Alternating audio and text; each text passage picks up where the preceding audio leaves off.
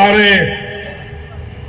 मध्य प्रदेश के कैबिनेट मंत्री और हमारे बड़े भाई गोपाल भार्गव जी भी आ चुके हैं। उनका जोरदार तालियों से स्वागत करें।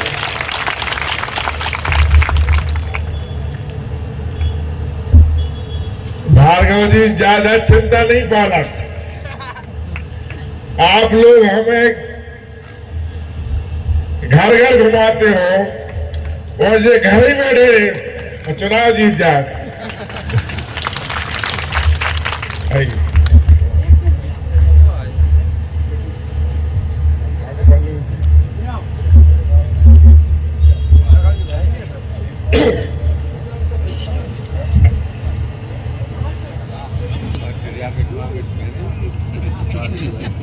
तो आदरणीय भाइयों,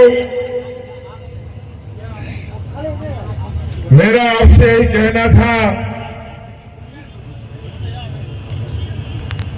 कि आप और हम सब परिवार के लोग हैं और ये चुरकी का चुनाव विधानसभा का चुनाव नहीं, एक परिवार का चुनाव हो रहा है। विधानसभा के चुनाव में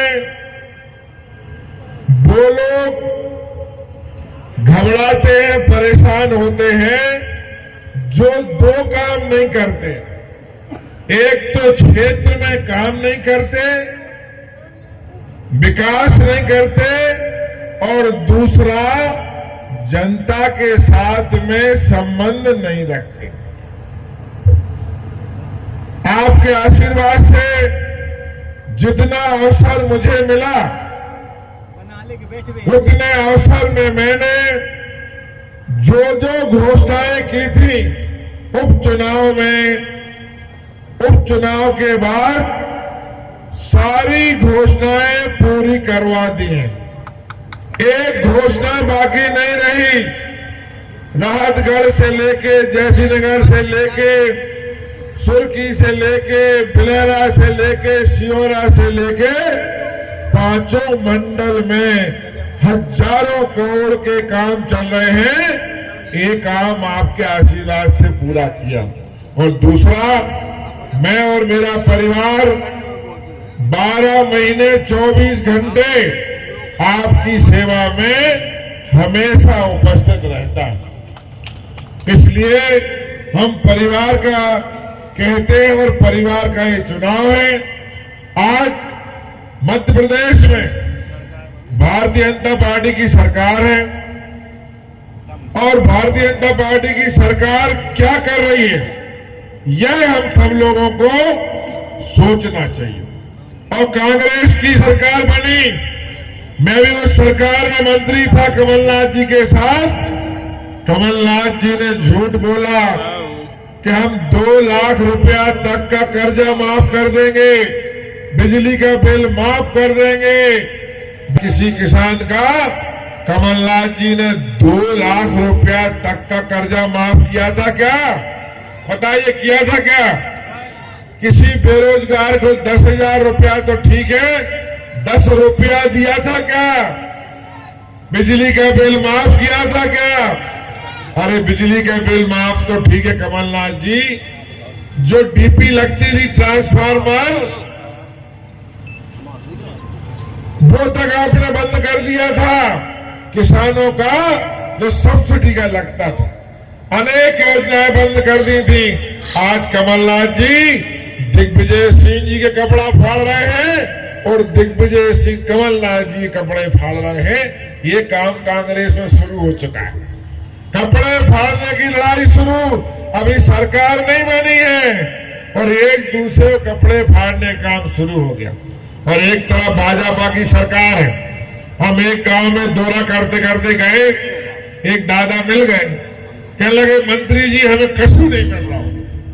हमने कछु नहीं मिल रहा हो, कछु नहीं मिल रहा। हमने कही आपकी उम्र का है? कहीं 70 साल। हमने कही पेंशन मिल रही? हाँ पेंशन तो मिल रही है।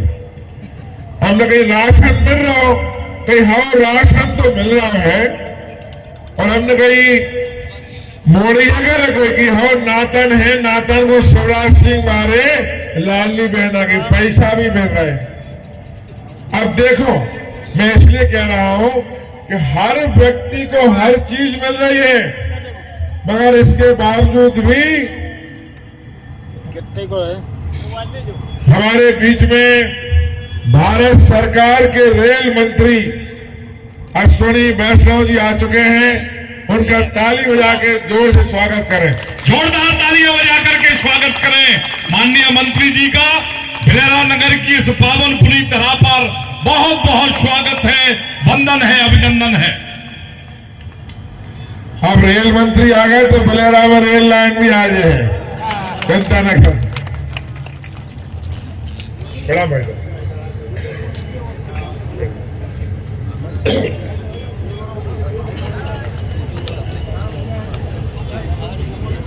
जी भी साथ आ रही थी, लेकिन उनके कमर में बहुत ज्यादा तेज दर्द है, जिस कारण से वो आज इस कार्यक्रम में शामिल नहीं हो सकी। लेकिन उन्होंने कहा है कि हम मोबाइल पर अपनी भिलेरा की और सुर्खी की प्यारी जनता को और अपने स्वजातीय भाइयों के लिए संबोधित करेंगे। अभी हम उमा जी से बात करेंगे, वो आप भी करवाएंगे। मेरा आपसे निवेदन है कि आज बहुत ही विनम्रता के साथ मैं कह रहा था कि चलो आज सारे लोग बैठे हैं, मैं अपनी बात खत्म करूंगा 2 मिनट में।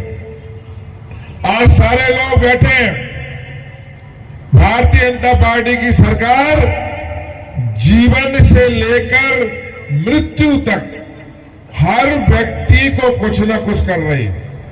ये हर व्यक्ति समझता है, लेकिन बोलता है वो कुछ नहीं हो रहा है।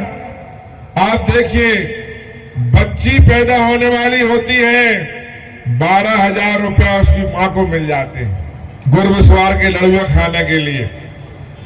बच्ची बड़ी होती है, उसके लिए स्कूल को साइकिल कौन देती है? भाजपा की सरकार। किताबें कौन देती है? भाजपा की सरकार। और अगर जब बच्चे की शादी होती है तो 55,000 रुपया कन्यादान योजना कौन देता है? भाजपा की सरकार। 3,000 रुपया महीना।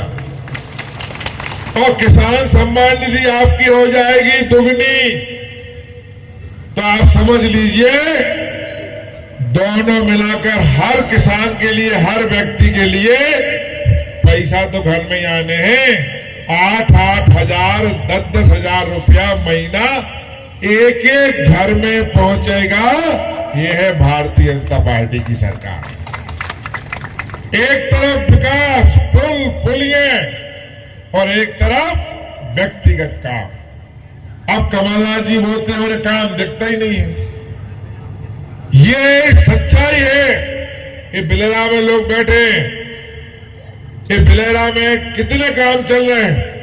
स्टेडियम, बस स्टैंड, मार्केट, आगे हम लाने वाले यहाँ करोड़ों रुपए का शादी घर, बस स्टैंड, ये सब चीज जब बन जाएंगी ना, कुछ तो बन गई है, तो लोगों को दिखेगा। और गांव गांव में हमने संकल्प लिया है कि एक एक गांव में, एक एक घर में टंकी बनवाकर, एक एक गांव में टंकी बनवाकर, पाइपलाइन बिछाकर, टोटी लगवाकर घर घर में पानी पिलवाऊंगा। गोविंद सिंह का वचन है।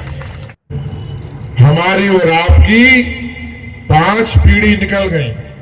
5 पीढ़ी, 5 बार जन्म ले लिया हमने। भगवान जाने भी लिया होगा या नहीं, किस योनि में लिया होगा, मगर भगवान राम अयोध्या में टेंट के बाहर बैठे रहे, मंदिर में नहीं विराज पाए, मंदिर नहीं बन पाए। कांग्रेस के लोग डरते रहे, अरे हिंदू मुस्लिम ना हो जाए, झगड़ा ना हो जाए, कौन परेशानी में पड़े।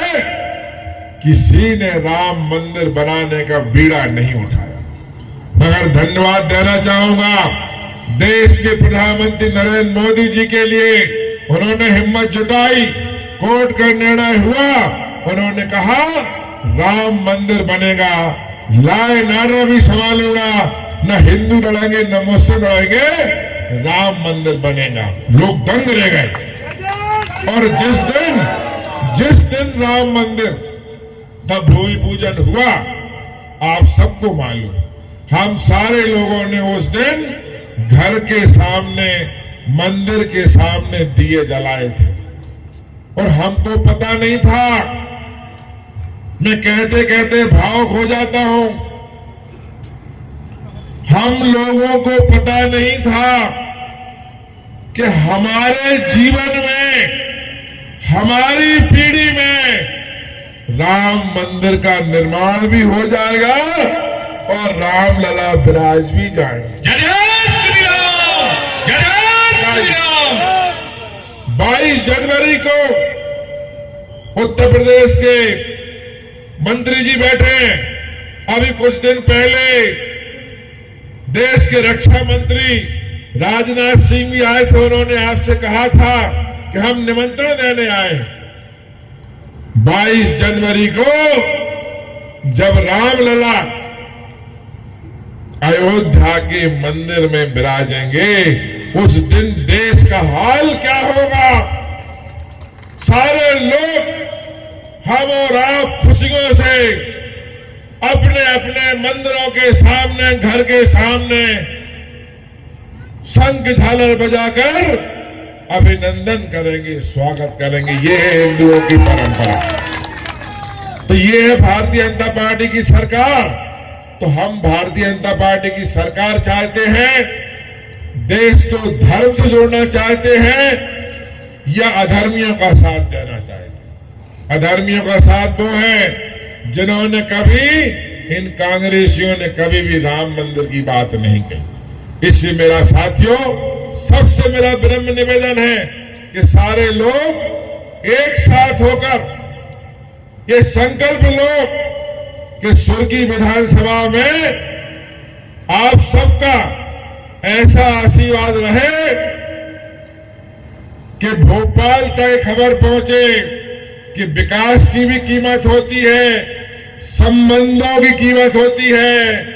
और प्रधानमंत्री और शिवराज सिंह चौहान मुख्यमंत्री ने जो काम किया है, उस काम का सम्मान भी सुर्खी के लोग करते हैं। ये संकल्प हमें लेना पड़ेगा।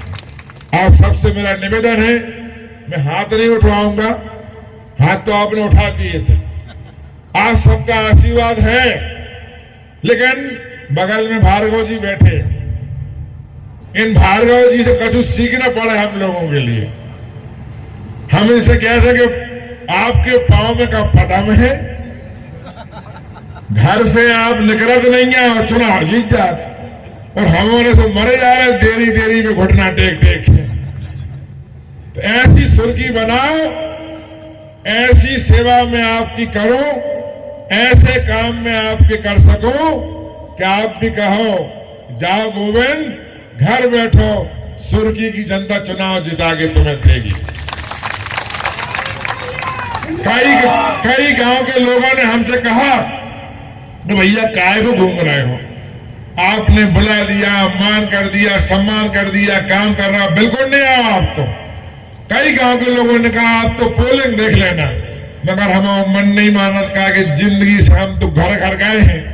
हमने कि भैया जितने बन है उतने घर घर हम आएंगे, सबका आशीर्वाद लेंगे। ये हमारे चरित्र में है, हमारे खून में है कि हम नहीं घर बैठ सकते। इसलिए सब सुर्खी वालों के लिए हम दोबारा प्रणाम करते हैं। आप पधारे, बहुत बहुत धन्यवाद। अब हम स्वयं